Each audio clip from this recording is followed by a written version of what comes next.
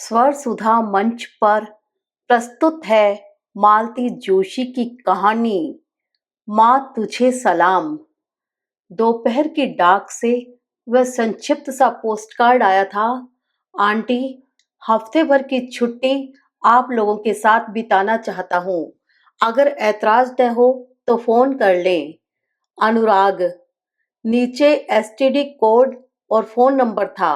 बस, न शहर का नाम न तारीख, एक औपचारिक अभिवादन तक नहीं। दिन भर वह कार्ड उपेक्षित सा सेंटर टेबल पर पड़ा रहा। लड़कियां स्कूल से लौटी तो आते ही उनकी नजर पड़ी। माँ, यह अनुराग कौन है? मीनल ने पूछा। जनाब आना चाहते हैं पर अपना पता ठिकाना नहीं दे सकते। अब इनके लिए हम एसटीडी के पैसे खर्च करेंगे। सोनल भुनभुनाई। तुमने फोन किया था? नहीं, मैंने कहा पापा को आ जाने दो, तब सोचेंगे। शाम को बच्चों के पापा लौटे तो उन्होंने भी यही प्रश्न किया, यह अनुराग कौन है? लड़कियों ने यही प्रश्न पूछा था, जो कि स्वाभाविक था। पर आप तो इतने अनजान मत बनिए। क्या आपको अपने बेटे का भी नाम याद नहीं रहा? ओह बेटा, लेकिन उसे इस नाम से कब पुकारा था? हमेशा चीनू कहकर ही तो बुलाया है। चीनू, इस नाम के लेते ही स्मृतियां छत्ते की सारी मधुमक्खियां की तरह मुझ पर टूट पड़ी। गोरा चिट्टा गदबदा चीनू मुझे देखते ही गले में झूल जाता। कभी टॉफी के लिए मचलता, कभी पेंसिल के लिए, कभी कहानी की फरमाइश होती, कभी गीत की। उसके साथ अक्सर ही क्रिकेट खेलना पड़ता था। पार्क में, पिक्चर में, पिकनिक में वह सीमा आंटी की पूंछ बनकर ही घूमता था। हम दोनों की दोस्ती से उसकी माँ भी खुश थी। उतनी देर को उन्हें उसकी शरारतों से राहत मिल जाती थी। उन दिनों वह पीएचडी कर रही थी। घर गृहस्थी और नौकरी के बाद अध्ययन के लिए बहुत कम समय मिल पाता था। इसीलिए उस घर में मेरा स्वागत बड़ी गर्मजोशी से होता था। मैं केवल बच्चे को ही नहीं देखती थी, शाम के चाय नाश्ते के झंझट से भी उन्हें मुक्ति दिला देती थी। ढेरों बार मैंने उनके लिए फुलके भी सेक दिए थे। धीरे धीरे वह घर जैसे मेरा ही हो गया था। और शायद यही बात वीणा दी को खतरे की घंटी की तरह सचेत कर गई हो। बहुत धीरे ही सही, उनके व्यवहार में एक ठंडापन आने लगा। मुझे लगा कि वे बेवजह खींची खींची सी रहने लगी हैं। उनकी रसोई में मेरी दखल अंदाजी उन्हें अच्छी नहीं लग रही। उनके मन में जैसे एक ज्वालामुखी सा धधकता रहता था। मैं विस्मय विमूढ़ सी सोचती रह जाती कि आखिर यह एकाएक उन्हें क्या हो गया है। फिर एक दिन विस्फोट हो ही गया। उस पहली तारीख को मैं हमेशा की तरह ढेर सारी टॉफी और आइसक्रीम का फैमिली पैक लेकर उनके यहाँ पहुंची। पता चला वहां भी पहली तारीख मन रही है। चीनू पापा के साथ सर्कस देखने गया है। मम्मी पढ़ाई के लिए घर पर रुक गई है। अरे, उनके लौटने तक तो आइसक्रीम पिघल जाएगी। मैंने निराश स्वर में कहा, फ्रिज में रख दूं? मैं तो उठ भी गई थी, पर वीणा दी ने सपाट स्वर में कहा, रहने दो, और आइसक्रीम मेरे हाथ से लेकर मेज पर रख दी। और कोई दिन होता तो मैं उनसे अनुमति लेती ही नहीं, पर इन दिनों उनकी अवज्ञा करने का सहसा साहस नहीं होता था। मैं चुपचाप बैठकर आइसक्रीम को पिघलते देखती रही। यह भी न कह सकी कि वे लोग नहीं हैं तो क्या हुआ, लाओ हम ही दोनों पार्टी कर लें। उस तरह की अंतरंगता पता नहीं कब शेष हो चुकी थी। सीमा, सन्नाटे को चीरती उनकी आवाज जैसे बड़ी दूर से आ रही थी। चीनू को रिश्वत देने की अब कोई जरूरत नहीं है। उसे सीढ़ी बनाकर तुम्हें जो पाना था वह तो तुम पा चुकी हो। यह यह क्या कह रही हैं? यही कि तुम्हारा प्यार चीनू तक ही सीमित रहता तो मुझे खुशी होती, पर तुमने तो उसके पापा को भी नहीं बख्शा। मैं तो सन्न रह गई। वीणा दी, आपको कुछ गलतफहमी हो गई है। काश कि यह गलतफहमी ही होती, पर दुर्भाग्य से यह सच है, बहुत कड़वा सच। तुम मेरी गृहस्थी में आग लगा रही हो सीमा। ईश्वर तुम्हें कभी माफ नहीं करेगा। तब आवेश में आकर मैंने वीणा दी को खूब खरी खोटी सुनाई थी। दोबारा उस घर में पांव न देने का प्रण करके मैं घर लौट आई थी।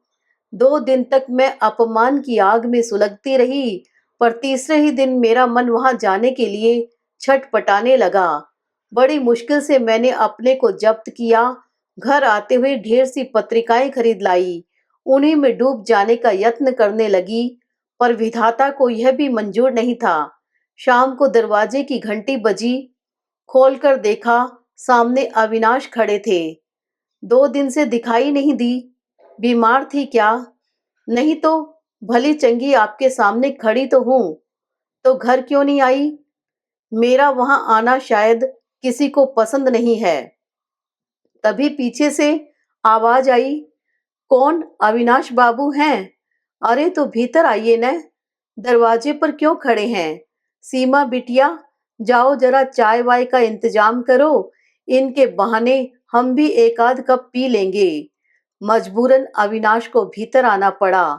बाबूजी के साथ गपशप करनी पड़ी, पर मैं जानती थी कि वह बहुत बेमन से बैठे हैं। बार बार घड़ी देख रहे हैं। चाय पीते ही उठ खड़े हुए। बाबूजी, अब चलूंगा।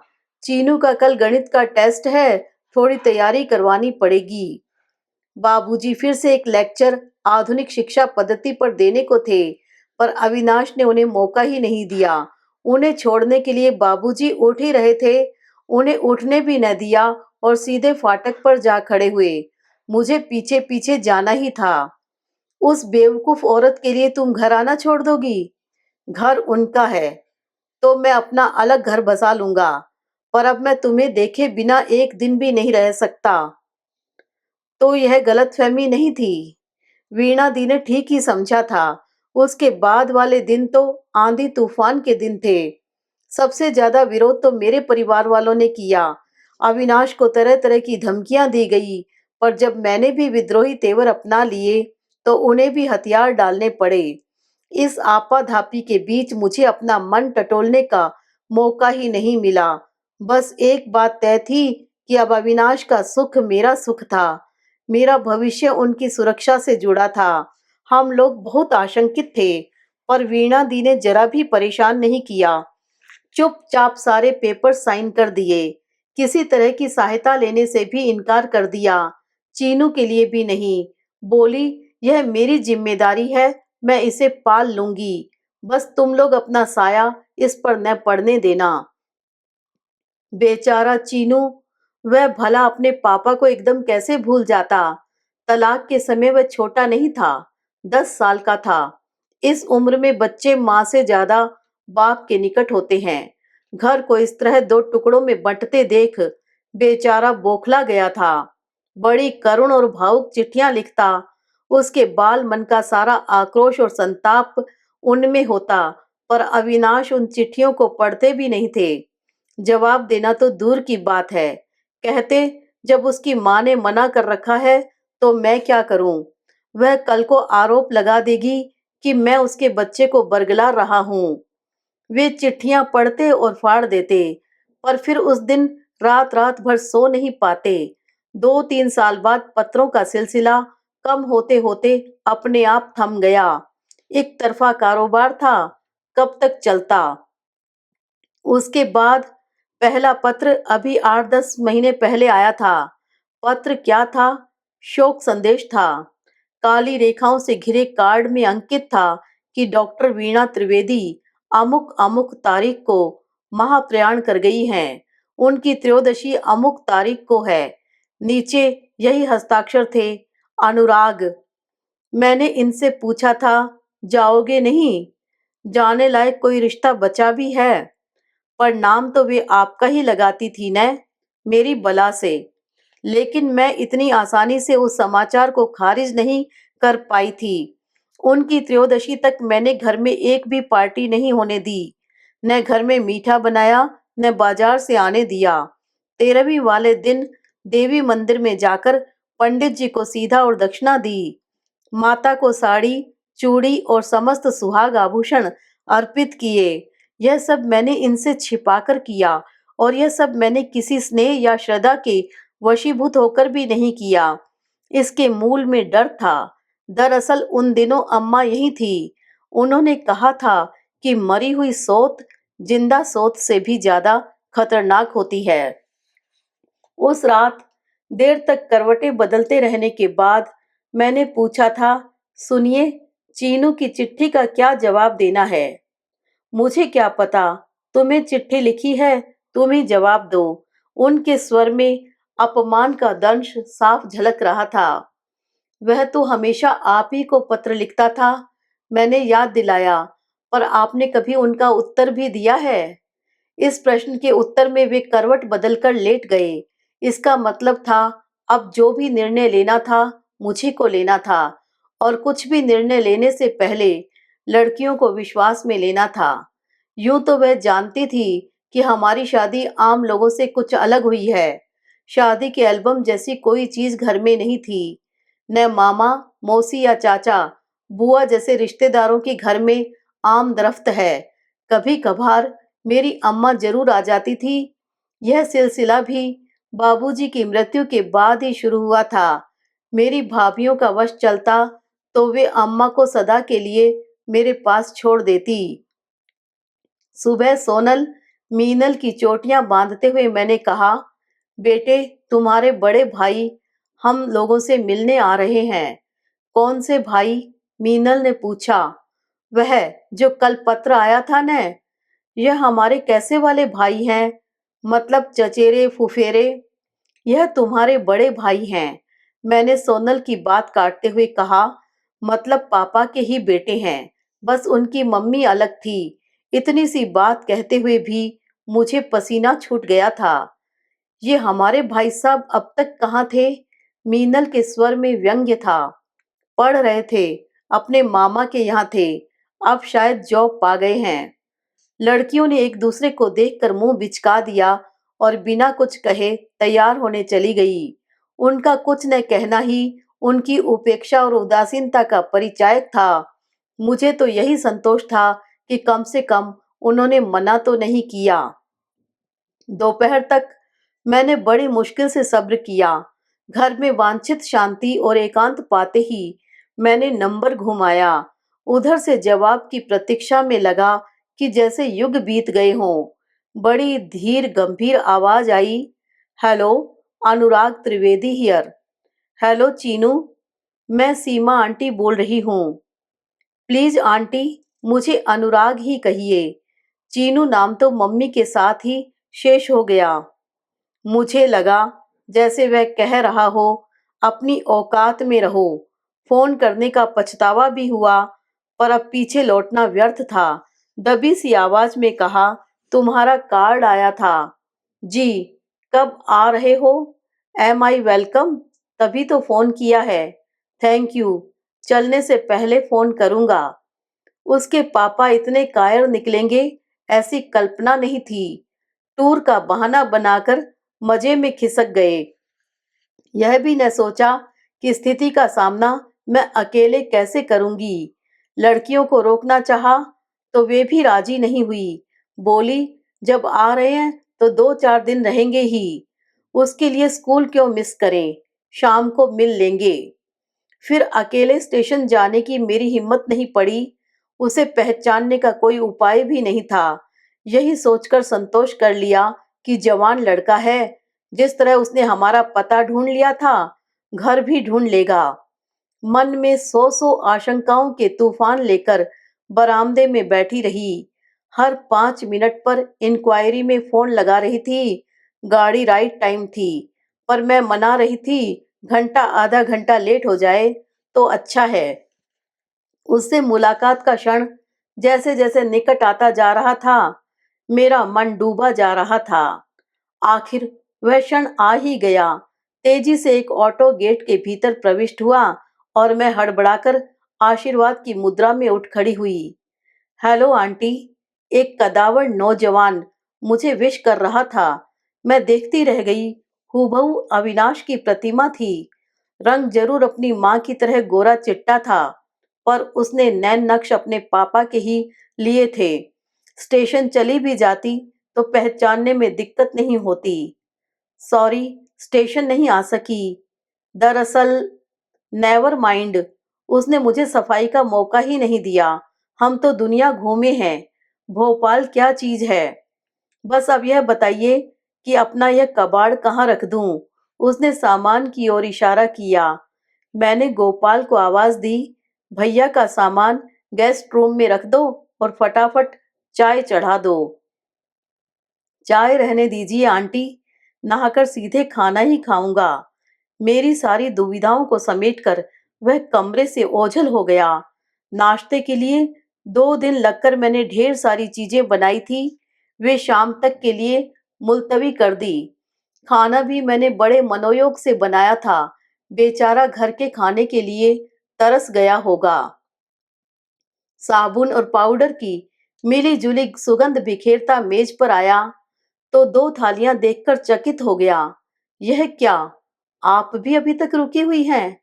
अरे इस फॉर्मेलिटी की क्या जरूरत थी। मेरी सारी ममता भीतर ही भीतर जैसे जलकर खाक हो गई। ताव खाकर मैंने रुखाई से कहा, मेरा रोज का टाइम है। Then it is all right, उसने डोंगों के ढक्कन उठाते हुए कहा। अरे वाह, भरवा करेले, मम्मी के जाने के बाद पहली बार खा रहा हूँ। पता नहीं तुम्हारी मम्मी जैसे बने भी हैं या नहीं, मैंने विनय दर्शाया। नहीं, ठीक बने हैं, but mummy was superb, you know. रसोई में तो उनकी मास्टरी थी। सब्जी छोंकती तो सारा अपार्टमेंट महक जाता। फुलके ऐसे बनाती जैसे रेशमी रूमाल। उनके बनाए चावल तो मोगरे की कलियों से खिल जाते थे। उसका स्तुति पाठ लंबा चलता रहा। सामने रखी थाली के रस और स्वाद से वह बेखबर हो गया था। पूरे भोजन के दौरान उसने मेरी प्रशंसा में एक शब्द भी नहीं कहा। पता नहीं वह यह सब जानबूझकर कर रहा था या कि बहुत दिनों बाद माँ के विषय में बोलने का अवसर मिला था। मैं लेकिन बहुत नर्वस हो गई। मेरा तो आत्मविश्वास ही जाता रहा। वह जितने दिन रहा, खाना बनाते समय मैं एक हीन बोध से भर जाती। फिर कभी दाल में नमक छूट जाता या सब्जी में मिर्च तेज हो जाती। मेरी सारी मास्टर डिशेस उन दिनों फ्लॉप साबित हुई। हर बार उसे अपनी माँ के पाक नैपुण्य को याद करने का एक सुनहरा अवसर मिल जाता। शाम की चाय पर गरम समोसे बनाने का प्लान था, पर दोपहर के खाने के बाद मुझ में न तो उत्साह रहा न उमंग रही। मन पर एक तनाव भी था। अभी तो उसका लड़कियों से भी सामना होना था। पता नहीं वह भेंट क्या रंग लाएगी। यह बैठे बिठाए मैंने क्या मुसीबत मोल ले ली थी। जिस समय लड़कियां स्कूल से लौटी, हम लोग शाम की चाय ले रहे थे। वे हमेशा की तरह चहकती हुई घर में दाखिल हुई, पर अपरिचित अतिथि को देखकर दरवाजे में ही ठिठक गई। शायद उसके आने की बात इस बीच उनके मन से उतर चुकी थी। मैं परिचय की रस्म निभाने की सोच ही रही थी कि वह उठ खड़ा हुआ। हेलो, आई एम अनुराग, और आप दोनों ठहरिए, लेट मी गैस। और उसने अक्कड़ बक्कड़ बम्बे बो की तर्ज पर अंग्रेजी में कुछ बुदबुदाना शुरू किया। कुछ ही क्षणों में मीनल के कंधे पर हाथ रखकर बोला, you are Meenal, am I right? मुझे डर लगा कि तुनक मिजाज मीनल अभी उसका हाथ झटक देगी, पर वह तो आंखों में आश्चर्य भरकर अपलक उसे देख रही थी। आपने कैसे पहचाना? इंट्यूशन यंग लेडी, हम बिना बताए ही सब कुछ जान लेते हैं। यह इंट्यूशन क्या होता है? भोली भाली सोनल ने पूछा। एक विद्या होती है, चाहो तो तुम लोगों को भी सिखा दूंगा, पर फिलहाल मैं तुम्हारा यह खूबसूरत शहर देखना चाहता हूँ। इसके लिए मुझे तुम्हारी सहायता की जरूरत है। मेरी गाइड बनना पसंद करोगी? ओह श्योर, दोनों ने एक साथ कहा। तो अपनी यह नामाकूल वर्दियां उतार कर इंसानों के वेश में आ जाओ, फिर अपन घूमने चलेंगे। दोनों ने सीधे अपने कमरे की राह ली। उन्हें नाश्ता करने का भी होश नहीं रहा। अनुराग ने ये पहला राउंड जीत लिया था। दोपहर भर मैं अपनी एल्बमें दिखाकर उसे बोर करती रही थी। उस जानकारी को उसने सही ढंग से भुना लिया था और मेरी किशोरवयीन बेटियां उससे अभिभूत हो गई थी। आंटी, आप भी चलेंगी? उसने पूछा। मैं समझ गई कि यह निमंत्रण नहीं है, मात्र औपचारिकता है। तुम लोग हो आओ, मैं रात के खाने का इंतजाम करती हूँ। पर ज्यादा कुछ मत बनाइएगा, हो सकता है बाहर कुछ खाने का मूड हो आए। गाड़ी ले जाओ, मैंने स्टैंड से चाबी उतारते हुए कहा। नो थैंक्स, मैं दूसरों की गाड़ी नहीं चलाता, हम लोग ऑटो ले लेंगे। मैंने कहना चाहा कि यह दूसरों की गाड़ी नहीं है, पर उसने जिस रुखाई से इनकार किया था, मनुहार की कोई गुंजाइश नहीं थी। लौटकर तीनों में से किसी ने भी खाना नहीं खाया। जब मैं खाना खा रही थी, तो पास बैठकर अपने सैर सपाटे का वर्णन सुनाते रहे। खाने के बाद बच्चों ने मुझे अपने अपने उपहार दिखाए। मीनल के लिए जापानी कैमरा और सोनल के लिए जर्मनी कैसियो। दोनों एक अरसे से इन चीजों के लिए लालायित थी। इस बार दोनों के जन्मदिन पर मैंने यही उपहार देने का प्लान बनाया था, पर मेरी योजना धरी की धरी रह गई। बहनों का तो बस एक ही काम होता है, भाइयों को लूटना। मैंने अपनी नाराजी छिपाने का जरा भी प्रयास नहीं किया। इसमें लूटने वाली क्या बात है आंटी?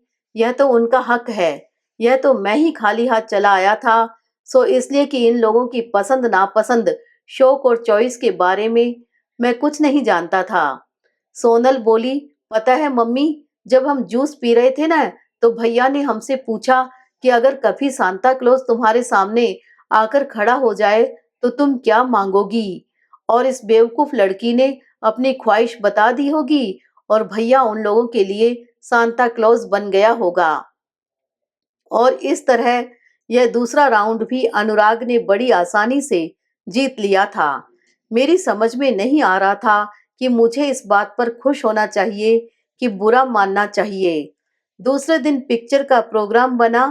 अत्यंत कृपावंत होकर मुझे भी शामिल कर लिया गया, पर हॉल में मैं अलग थलग ही बैठी रही। तीनों आपस में ही बतियाते रहे, कभी नायिका के भोंडे कपड़ों की मजाक बनाते, कभी नायक के भावहीन चेहरे पर फब्तियां कसते, तो कभी बेतुके गानों की पैरोडी बनाते। फिल्म वाकई बकवास थी, पर उसके लिए पैसे खर्च किए गए थे। अपने न सही, पर दूसरों के पैसों पर तो तरस खाना चाहिए था। इंटरवल में मैं सिर दर्द का बहाना बनाकर उठ खड़ी हुई, तो तीनों मेरे साथ हो लिए। बहुत ही बकवास फिल्म थी, मैंने कहा। मस्ती मारनी हो तो आंटी ऐसी ही फिल्म देखनी चाहिए। अच्छी फिल्में तो घर में वीडियो पर अकेले में देखने के लिए होती हैं। लड़कियों ने प्रशंसा भरी नजरों से उसकी ओर ऐसे देखा, मानो उसके मुंह से फूल झर रहे हों। मैं तो हैरान थी, ये लड़कियां उससे इस कदर प्रभावित क्यों हैं? कहीं यह लड़का सम्मोहिनी विद्या तो नहीं जानता? मुझे तो डर सा लगने लगा। बाद में ठंडे दिमाग से सोचने पर समझ में आया कि इसमें आश्चर्य करने जैसा क्या है। उन बेचारियों ने पहली बार पिता के अलावा किसी अन्य पुरुष को इतने निकट से देखा है, तो आकर्षण तो स्वाभाविक ही है। फिर उसके पास आकर्षक व्यक्तित्व है, लच्छेदार बातें हैं, देश विदेश के अनुभव हैं, लड़कियों पर धाक जमाने के लिए इतना काफी है। फिर खून की कशिश भी तो कोई चीज होती है। 2 दिन बाद पिताश्री टूर से लौटे। बाप बेटे के इस ऐतिहासिक मिलन की मैं उत्सुकता से प्रतीक्षा कर रही थी। अपनी कल्पना में उस क्षण को मैं कई बार कई तरह से देख चुकी थी, परंतु प्रत्यक्ष में वह कार्यक्रम बड़ा फुसफुसा सा रहा। मीनल और अनुराग लॉन में बैडमिंटन खेल रहे थे। मैं और सोनल प्रेक्षक की भूमिका निभा रहे थे। तभी साहब बहादुर की जीप गेट के भीतर प्रविष्ट हुई। थोड़ी देर को खेल रुक गया। मैं सांस रोककर अगले क्षण की प्रतीक्षा करती रही। पापा उतरे, अपने जवान बेटे को देखा और ठगे से खड़े रह गए। थोड़ी देर को तो वह पलक झपकाना ही भूल गए। फिर अनुराग ने ही पहल की। Hello sir. फिर उसने हाथ आगे बढ़ाते हुए कहा, सफर कैसा रहा? Fine, thank you. इनकी आवाज गले में फंसती सी लगी। आप थोड़ा रिलैक्स हो लें, तब तक हम यह सेट पूरा करके आते हैं, बस। बाद में मुझे भान हुआ कि उसने इन्हें प्रणाम नहीं किया था, बस हाथ भर मिलाया था। प्रणाम तो खैर उसने मुझे भी नहीं किया था, पर मैंने उसकी अपेक्षा भी नहीं की थी। पर पिता के चरण स्पर्श तो कर सकता था। इस तरह उनकी अवमानना करके वह क्या सिद्ध करना चाहता था? अपना रोष या अपनी आधुनिकता? बुरा तो इन्हें भी जरूर लगा होगा, पर इन्होंने अपने आप को जाहिर नहीं होने दिया। बेटे से तो खैर अभी परिचय का सूत्रपात ही नहीं हुआ था, पर बेटियां भी उनसे दूर छिटक गई थी। कहाँ तो पापा के लौटते ही उनसे झूल जाती थी, अपनी फरमाइशों की शिकायतों का पुलिंदा खोलकर बैठ जाती थी। पर आज उन्हें भी फुर्सत नहीं थी। बस हाय पापा का स्वागत वाक्य बोलकर भैया के साथ व्यस्त हो गई थी। खाने की मेज पर मैंने देखा कि ये अतृप्त नजरों से बेटे को निहार रहे हैं। कुछ कहने को उनके होठ फड़फड़ा रहे थे, पर शब्द थे कि जैसे जम गए हों। और वह इस सारी कशमकश से बेखबर बहनों को चुटकुले सुना रहा था, पहेलियां बूझ रहा था। तीनों का एक अलग गुट सा बन गया था। हालांकि उन लोगों की उम्र में 12-14 साल का अंतर था, पर वह जैसे बेमानी हो गया था। वह अपनी उम्र से 4-5 सीढ़ियां नीचे उतर आया था, और लड़कियां भी अपना लड़कपन छोड़कर एकदम प्रगल्भ हो गई थी। उन तीनों में गहरी छन रही थी। मुझे अच्छा भी लग रहा था, और हम दोनों को उसने जिस तरह हाशिए पर कर दिया था, वह बेहद खल रहा था। खाने की मेज पर वही तिकड़ी चहकती रहती, हम बस श्रोता बनकर रह जाते। शाम के सैर सपाटे में तो हमारी भागीदारी थी ही नहीं। पिक्चर का कटु अनुभव मेरे पास था, इसलिए पिक्चर जाने का सवाल ही नहीं था। एक दो बार फिर पिकनिक का प्रोग्राम बनाया, उसने मना नहीं किया, पर खास एंजॉय भी नहीं किया। पूरे समय बंधा बंधा सा बैठा रहा, और तो और लड़कियां भी गुमसुम हो गई। लगा कि व्यर्थ ही इतनी दौड़ धूप की। हम लोगों ने कुछ परिचितों को अपने यहाँ आमंत्रित किया, कुछ लोगों के यहाँ हम उसे ले गए, पर हर बार उसकी जबान पर जैसे ताला पड़ जाता था। उसके ठाके कहीं गुम हो जाते थे। एक दो बार मैंने कुरेदा तो बोला, क्या करूं आंटी, अजनबियों के सामने मैं खुल नहीं पाता। हर किसी से मेरी वेव लेंथ नहीं मिलती। जिसके साथ ट्यूनिंग नहीं होती, उसे दोस्ती भी नहीं होती। तो हम लोग किस कैटेगरी में आते हैं? उत्तर में वह केवल मुस्कुरा दिया। एक हफ्ता? हाँ, उसे कुल जमा एक हफ्ता ही तो यहाँ रहना था। जब आने वाला था तो यही एक हफ्ता मन पर भार सा था। लगता था कि इस मुंहफट लड़के को 8 दिन तक कैसे झेल पाऊंगी, अपनी बेटियों के साथ उसका तालमेल कैसे बिठा पाऊंगी। पर 8 दिन फुर्र से उड़ गए और मुझे पता ही न चला। उसके जाने से एक दिन पहले की बात है, घर में हम दोनों अकेले थे। मैंने बात छेड़ी, अनुराग, तुम्हारी उम्र क्या होगी? 26। क्यों? शादी के बारे में क्या सोचा है? शादी? हाँ, कई लोग पूछ रहे थे। तुम तो जानते हो, शादी लायक लड़का देखते ही रिश्ते ऐसे बरस पड़ते हैं जैसे गुड़ पर मक्खियां।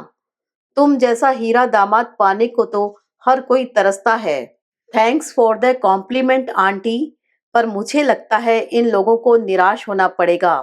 क्यों, कहीं तय कर रखी है क्या? नहीं, शादी करने का ख्याल तो कभी आया ही नहीं, शायद भविष्य में भी नहीं आएगा। I have lost faith in this institution. क्यों? कारण आप अच्छी तरह से जानती हैं। मन पर एक करारा झटका सा लगा। फिर भी अपने को संयत कर मैंने कहा, एक ही कारण सबके लिए लागू नहीं होता अनुराग। हर बात को इस तरह जनरलाइज नहीं करना चाहिए। परिस्थितियां हर एक के साथ अलग हो सकती हैं। वैसे भी इन बातों को समझने या इस तरह के निर्णय लेने के लिहाज से तुम बहुत छोटे हो। पर मैं बेटा तो उन्हीं का हूं न। मुझ में भी तो वे ही जीन्स हैं। इस बात की क्या गारंटी है कि शादी करूंगा तो आखिर तक निभा ले जाऊंगा? फिर व्यर्थ में किसी को दुख क्यों दूं? उसने जो भी कहा अपने पिता के लिए कहा। उसका सारा आक्रोश पिता के लिए था। मुझ पर उसने कोई आरोप, कोई लांछन नहीं लगाया। फिर भी मैं शर्म से गड़ गई। अपमान से मेरे आंसू निकल आए। वह अपनी जगह से उठकर मेरे पास आ गया। सॉरी आंटी, आपको हर्ट करने का मेरा इरादा नहीं था, पर मैंने अपनी माँ को तिल तिल कर मरते देखा है। बाप के होते हुए भी मैंने एक अनाथ बचपन गुजारा है, और मैं उस इतिहास को दोहराना नहीं चाहता। मुझे अविनाश पर दया हो आई। बेचारे किस ललक से दोस्तों के बीच बेटे की नुमाइश कर रहे थे। उसकी बारात में दूल्हे के बाप की ठसक से जाने का सपना देख रहे थे। बेटे ने तो उनके सारे अरमानों की धज्जियां उड़ा दी थी। जब इसके मन में इतनी कटुता, इतना रोष था, तो यहाँ आने की जरूरत क्या थी? बरसों से टूटी हुई कड़ियों को फिर से जोड़ने का प्रयोजन क्या था? मैंने सोचा था कि माँ की मृत्यु से उसके जीवन में एक शून्य भर गया होगा। घर की ममता भरी छांव के लिए वह तरस गया होगा। इसीलिए स्नेह की उष्मा से भरकर मैंने उसका स्वागत किया था। मैं उसे अपने आंचल में भर लेने को भी उद्यत थी, पर वह हर बार छिटक कर इस तरह दूर खड़ा हो जाता था कि मन पर एक चोट सी लगती थी। लड़कियों का वश चलता तो उसे ऐसा धमाकेदार फेयरवेल देती कि स्टेशन पर एक हंगामा हो जाता। पर मैंने उन्हें प्यार से पास बुलाकर कहा, देखो, यही आखिरी मौका है। पापा के साथ उसे थोड़ी देर को अकेले रह लेने दो। घर में तो कभी इतनी फुर्सत ही नहीं मिली। हम ही लोग उसे घेरे रहते थे। बेमन से ही सही, लड़कियां मान गई। उपहार, बुके, फोटो, आंसू, सारे आयोजन घर पर ही हो गए। Nobody coming to see me off? उसने पूछा। लड़कियों ने मेरी ओर इशारा कर दिया, जैसे कह रही हो, यह जो दुष्ट मम्मी है न, मना कर रही है। मैंने भी कोई प्रतिवाद नहीं किया। अविनाश के लिए उतनी सी बुराई मुझे स्वीकार थी। उसके जाते ही घर में एक सन्नाटा सा खिंच गया। एक आदमी के चले जाने से घर इतना सूना हो जाता है, मैं कभी सोच ही नहीं सकती थी। अपनी उपस्थिति से वह घर को कितना गुलजार किए हुए था, इसका एहसास अब हुआ। वे सूनी घड़ियां मैंने लड़कियों के साथ बांटनी चाही, पर वे तो कब से अपने कमरे में गुम हो गई थी। उनके पास जाने की हिम्मत नहीं पड़ी। मन में एक अपराध बोध सा था। उस रात खाने की मेज पर भी एक चुप्पी सी छाई रही। हमेशा चहकने वाली मेरी बुलबुलें भी खामोश थी। उनके पिता भी गुमसुम से भोजन की औपचारिकता निभा रहे थे। टेबल पर केवल मेरी और बर्तनों की आवाज आ रही थी, क्योंकि मैं तो गृहिणी थी, पत्नी थी, माँ थी। मुझे तो अपना कर्तव्य निभाना ही था।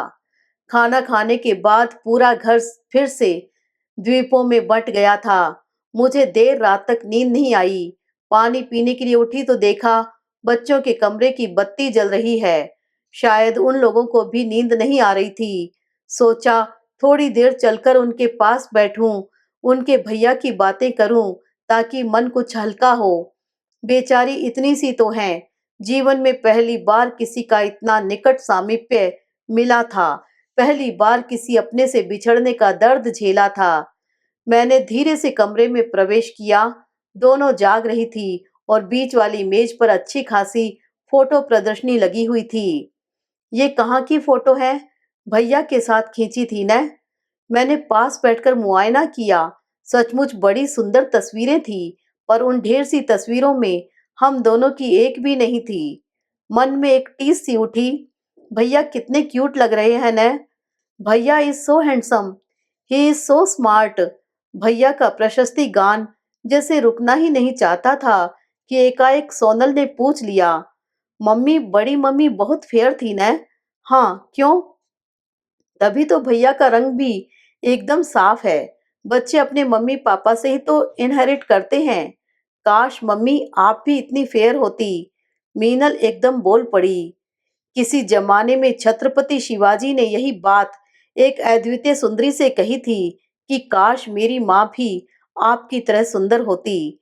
शिवाजी का यह वाक्य इतिहास बन गया, पर मीनल का यह वाक्य मेरा उपहास कर रहा था। अपने सांवले रंग को लेकर मैंने कभी शर्म महसूस नहीं की। कॉलेज में तो मुझे कृष्णकली का लुभावना खिताब मिला हुआ था।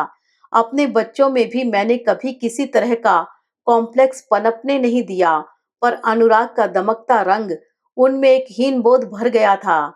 इसे दूर करने में मुझे पता नहीं कितने दिन लग जाएंगे। इस नाजुक उम्र में हर बात बच्चों के मन में गहरे बैठ जाती है। मम्मी, क्या आप बड़ी मम्मी को जानती थी? हाँ, हम लोग एक ही कॉलोनी में रहते थे। आपने जब पापा से शादी की, तब क्या वे जिंदा थी? मैं अवाक। मीनल यह सब क्यों पूछ रही है? क्यों पूछ रही है?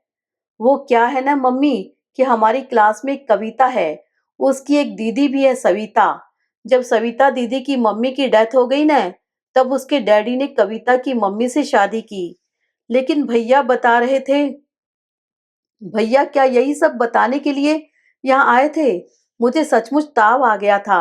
सामने होता तो मैं अनुराग का मुंह नोच लेती, लेकिन उसकी दोनों बहनें परोक्ष में भी उसकी आलोचना सुनने के लिए तैयार नहीं थी। क्या बात करती हो मम्मी? भैया बेचारे तो हम लोगों से मिलने आए थे। उन्होंने ऑस्ट्रेलिया में नया जॉब ले लिया है न। जाने से पहले सारे रिश्तेदारों से मिलने जाएंगे। पूरे 2 महीने का टूर प्रोग्राम है। और मैं समझ रही थी कि कुल जमा 8 दिन की छुट्टी लेकर वह केवल हमसे मिलने आया है। मन खट्टा हो गया।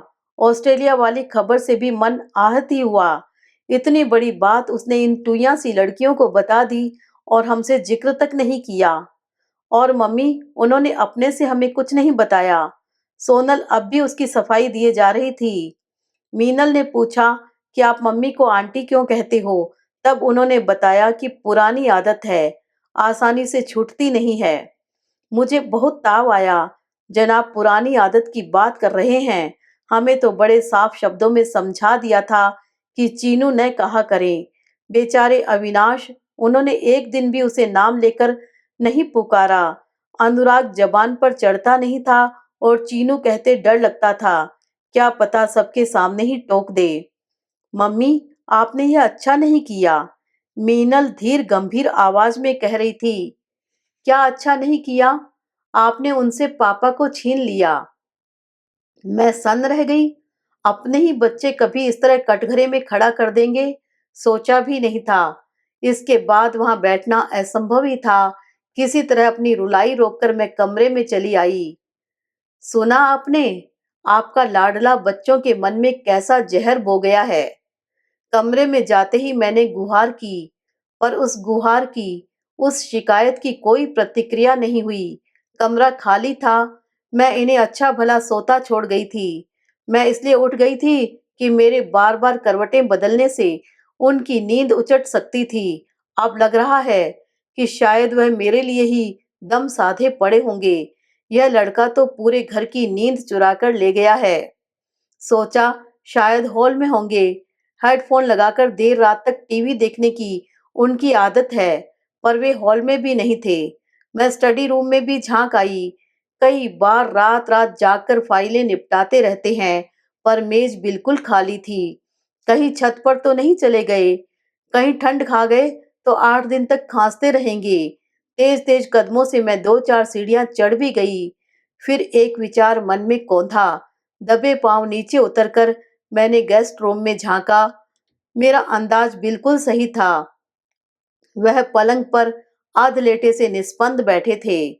यहाँ क्या कर रहे हैं? मैंने पूछा, पर अपना ही प्रश्न मुझे बड़ा बेतुका सा लगा।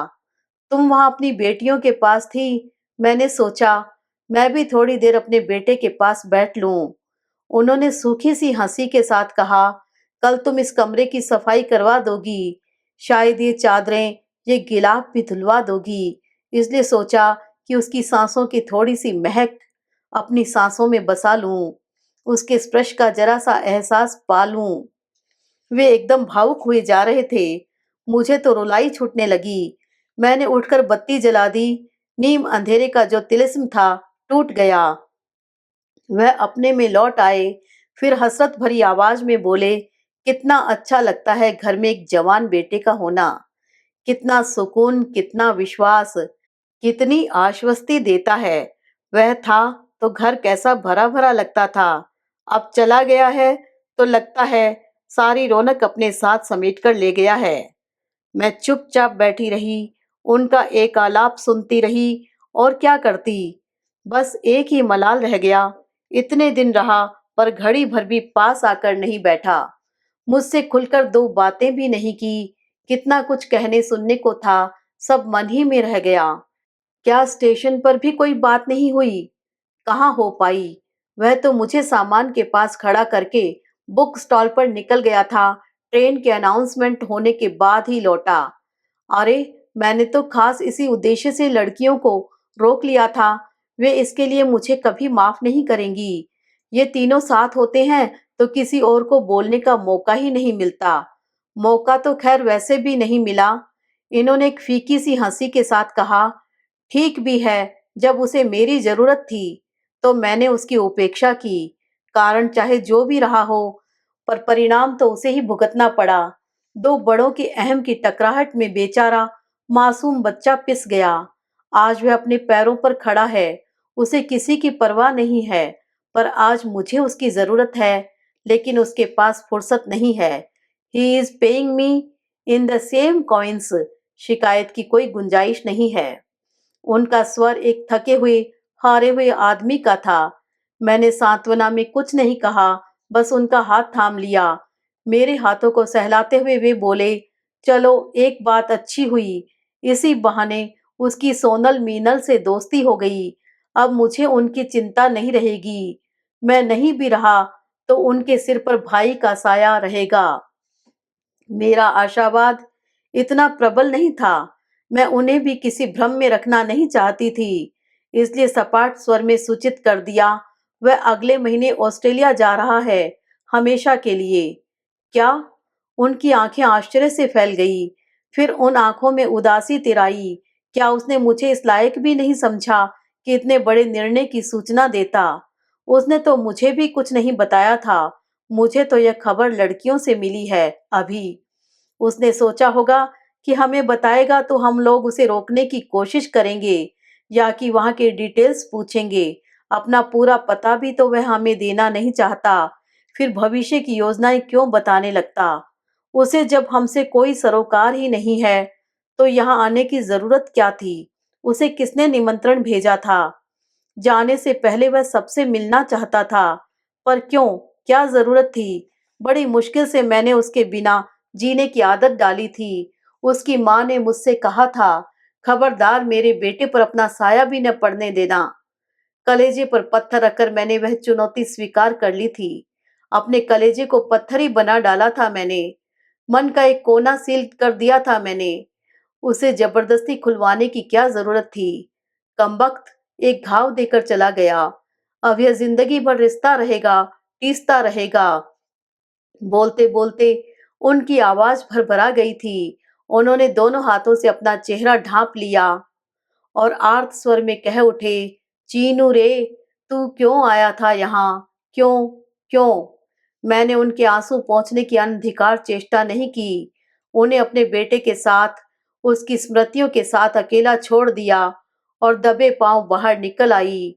पर उनका वह आर्तनाद बिस्तर तक मेरा पीछा करता रहा। चीनू रे, तू क्यों आया था यहाँ? उनके इस कातर प्रश्न का उत्तर मेरे पास था। वह मेरे मन की शांति छीनने आया था। वह आया था मेरे बच्चों के मन में जहर बोने। वह अपने पिता को अनुताप की भट्टी में झोंकने आया था। मेरी हंसती खेलती गृहस्थी में आग लगाने आया था। अपनी माँ का सच्चा सपूत था वह। अपनी माँ का ऋण चुकाने आया था।